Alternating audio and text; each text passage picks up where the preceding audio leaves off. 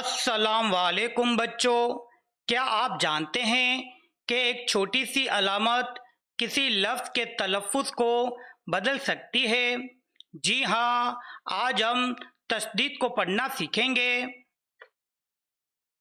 تشدید بچوں، یہ تشدید کی علامت ہے۔ یہ جس بھی حرف کے اوپر آتی ہے اس حرف کو دو بار پڑھا جاتا ہے۔ آئیے اب ہم تشدید کو اور تفصیل کے ساتھ پڑھنا سیکھتے ہیں۔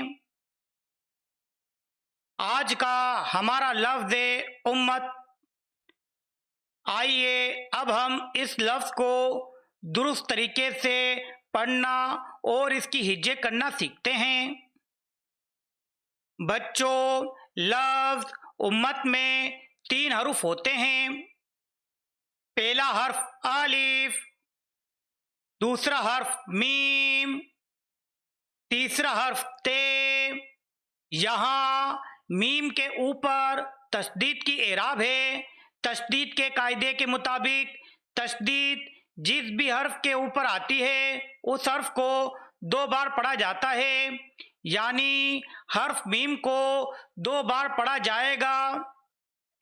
حرف میم کو اپنے سے پہلے آنے والے حرف یعنی الف کے ساتھ جوڑ کر پڑھا جائے گا۔ حرف میم کو اپنے بعد آنے والے حرف یعنی تے کے ساتھ جوڑ کر پڑھا جائے گا۔ آئیے بچوں، اب ہم ان تینوں حروفوں کو زبر، زیر اور پیش کی مدد سے آپس میں جوڑ کر پڑھنا سیکھتے ہیں۔ بچوں، ہم نے لفظ امت کو 2 جوڑیوں میں تقسیم کیا ہے۔ پہلے حرف کی جوڑی میں 2 حروف ہیں۔ پہلا حرف الف، دوسرا حرف میم۔